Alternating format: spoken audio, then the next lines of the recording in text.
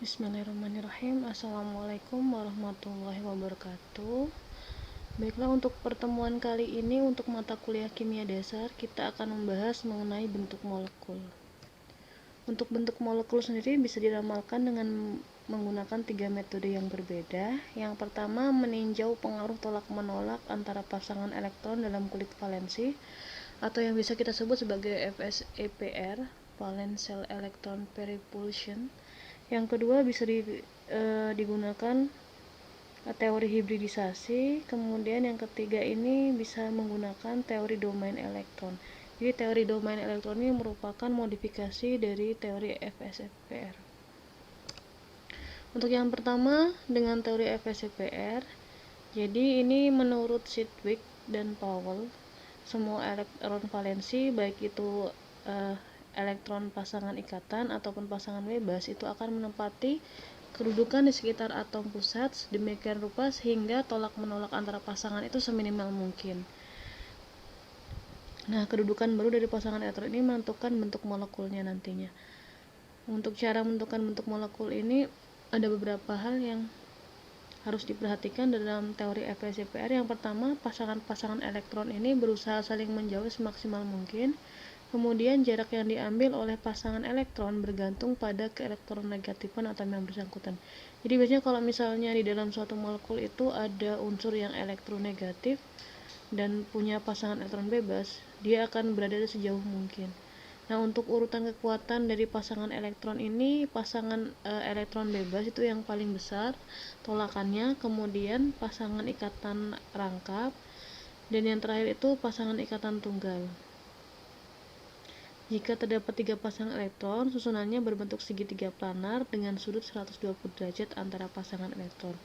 Jika terdapat 4 pasang elektron, ada 2 macam susunan yang mungkin. Yang pertama itu bujur sangkar planar dengan pasangan elektron yang terdapat pada pojok dengan sudut sekitar 90 derajat. Kemudian yang kedua tetahedral dengan pasangan elektron terdapat di pojok. Nah, langkah-langkah untuk menentukan atau meramalkan bentuk molekul menggunakan teori FSEPR, yang pertama kita harus menghitung jumlah elektron valensi atau elektron kulit terluar. Misalnya kalau pada atom N itu nomor atomnya 7, kalau misalnya kita konfigurasikan ke dalam kulitnya itu 25, jadi atom N ini nitrogen punya 5 elektron valensi. Kalau misalnya dia di dalam suatu molekul NH3, berarti dia atom pusatnya N, ini punya 5 elektron valensi. Kemudian yang kedua, kita bisa menambahkan besarnya muatan kalau misalnya molekulnya bermuatan. Kalau molekul bermuatan negatif kita tambah, kalau molekul bermuatan positif kita kurangi muatannya. Kemudian ditambahkan dengan jumlah atom yang terkait, kemudian hasilnya dibagi 2, itu akan menghasilkan jumlah pasangan elektron. Kemudian kita bisa gambar dengan menggunakan struktur Lewis untuk menempatkan pasangan elektron sehingga mengelilingi atom pusat. Nanti jumlah pasangan elektron ini dikurangi dengan jumlah atom yang terikat adalah sama dengan pasangan elektron bebasnya. Nah, untuk secara singkatnya, untuk menentukan bentuk molekul dari FSEPR ini seperti ini. Bisa digunakan rumus A, X, Y, E, Z, di mana A-nya ini atom pusat, kemudian X-nya ini jumlah pasangan elektron ikatan, EZ ini jumlah pasangan elektron bebas. Kemudian jika ada pasangan elektron ikatan lengkap 2 maupun 3, maka itu dihitung 1. Dari hasil rumus A, X, Y, E, Z ini maka disimpulkan bentuk molekulnya. Ini beberapa contoh dari tabel untuk penentuan bentuk molekul dari teori FSEPR. Yang pertama di sini yang ini ikatan ya. Jadi elektron yang digunakan untuk berikatan, kemudian ini pasangan elektron bebasnya. Sebagai contoh misalnya ini ada molekul CO2, dia pasangan elektron ikatannya 2, kemudian non bonding atau lone pair-nya atau pasangan elektron bebasnya tidak ada, maka bentuknya linear. Nah, tipenya itu AB2. A ini sebagai atom pusatnya, kemudian B2 ini yang berikatan.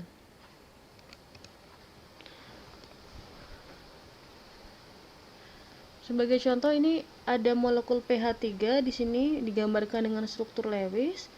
P ini termasuk ke dalam golongan 5A, jadi dia punya 5 elektron. Ini yang titik-titik merah ini sebagai gambaran elektron dari P, ada 5. Kemudian berikatan dengan H, hidrogen, ini punya 1 elektron. Jadi yang ini, yang merah biru ini disebut dengan X atau pasangan elektron ikatan. Kemudian yang merah 2 ini itu sebagai pasangan elektron bebas. Kalau misalnya kita ikuti rumus yang tadi, itu menjadi bentuknya AX3E, sehingga bentuk molekul dari pH3 ini merupakan segitiga piramid. Contoh yang kedua ada SeCl6. Di sini juga sama, Se-nya ini elektron valensinya berjumlah 6, kemudian berikatan dengan Cl. Ini ya, ada 6 pasangan elektron ikatan, 1, 2, 3, 4, 5, 6, dan tidak ada pasangan elektron bebas. Kemudian tipe molekulnya AX6, sehingga bentuk molekul dari SeCl6 ini adalah oktahedron.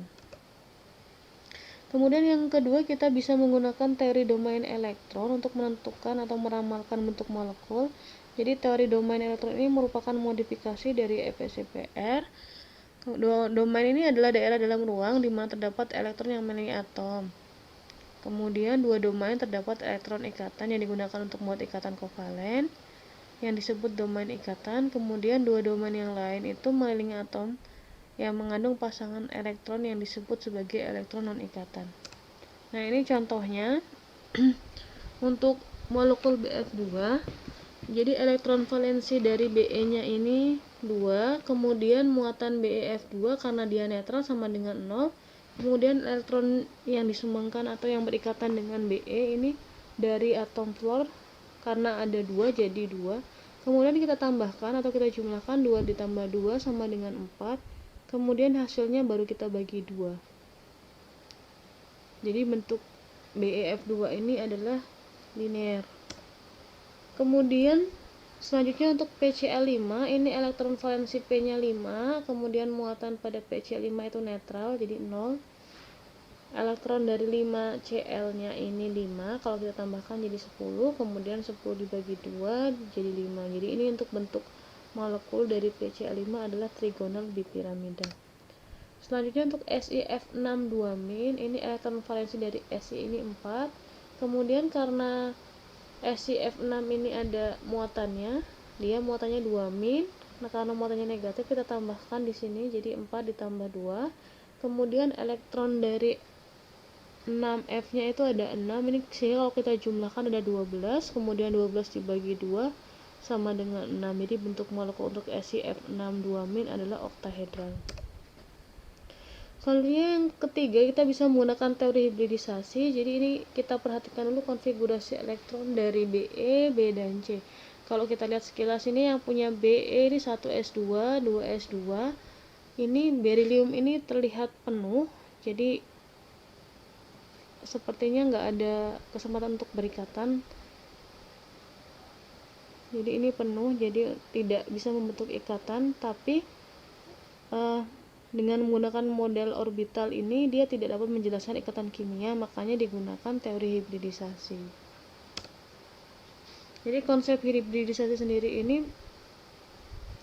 membentuk orbital hibrid baru sesuai pada penjelasan kualitatif sifat ikatan atom. Secara sederhana, hibridisasi merupakan pembentukan orbital karena merupakan gabungan dari dua atau lebih orbital atom dalam suatu atom. Jadi ini tergantung senyawa yang dibentuk, seperti misalnya contohnya CH4, berarti ini orbital atom C dengan orbital atom H yang hybrid. Nah, nanti bisa digunakan tabel ini sebagai acuan kalau misalnya daya orbital asalnya S, kemudian melakukan hibridisasi dengan P sehingga orbital hibridnya menjadi SP, ini bentuknya linear.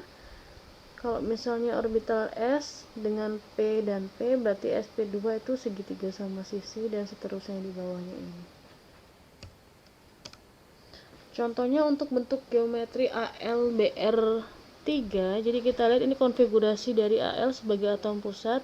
Di sini elektron valensinya yang terakhir ya 3s2, 3p1. Kalau kita gambarkan keadaan orbitalnya, ini 3s2 di sini, kemudian 3p1, kotaknya ada 3, Setelah dia berikatan, dia akan tereksitasi, jadi yang elektron di S nya ini pindah ke P, sehingga kalau pada saat keadaan tereksitasi ini ada 3 elektron yang tidak berpasangan. Kalau yang awal tadi ini cuma ada 1 elektron yang tidak berpasangan.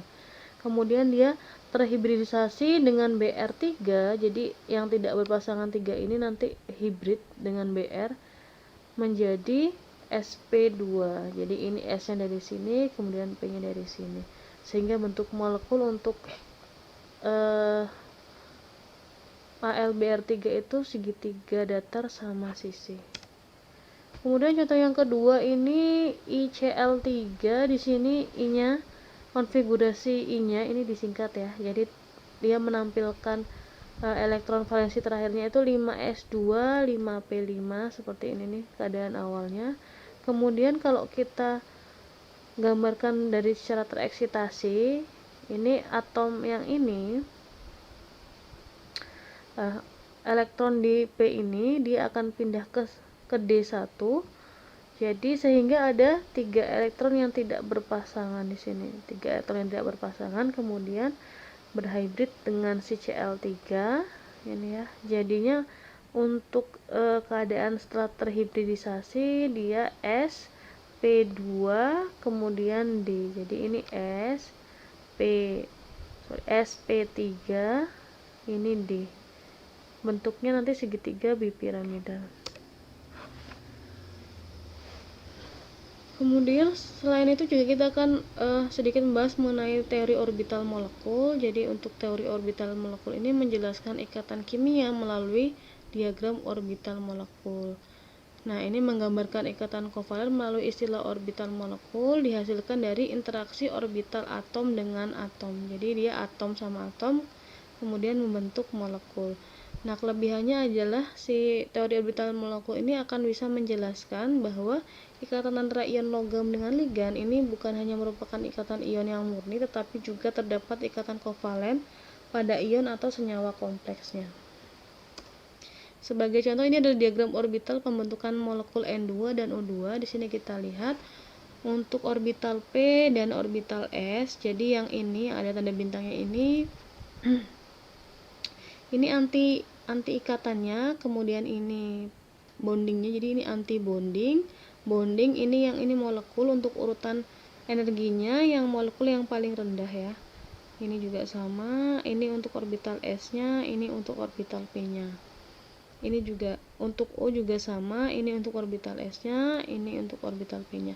Untuk pengisian elektron-elektron di sini disesuaikan dengan elektron valensinya. Jadi kalau misalnya N nitrogen ini elektron valensinya 5, maka dia ada di S2, ada di P3.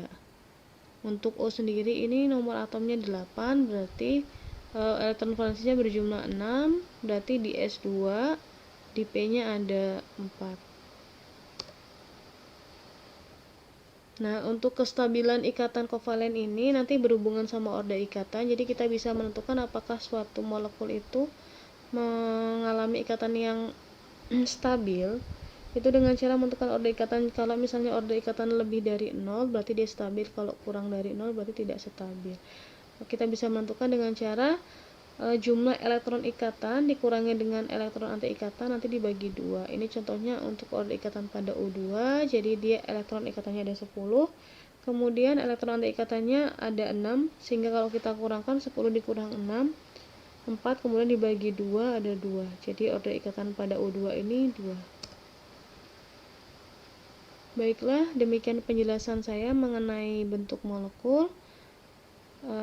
Saya tutup. Wassalamualaikum warahmatullahi wabarakatuh.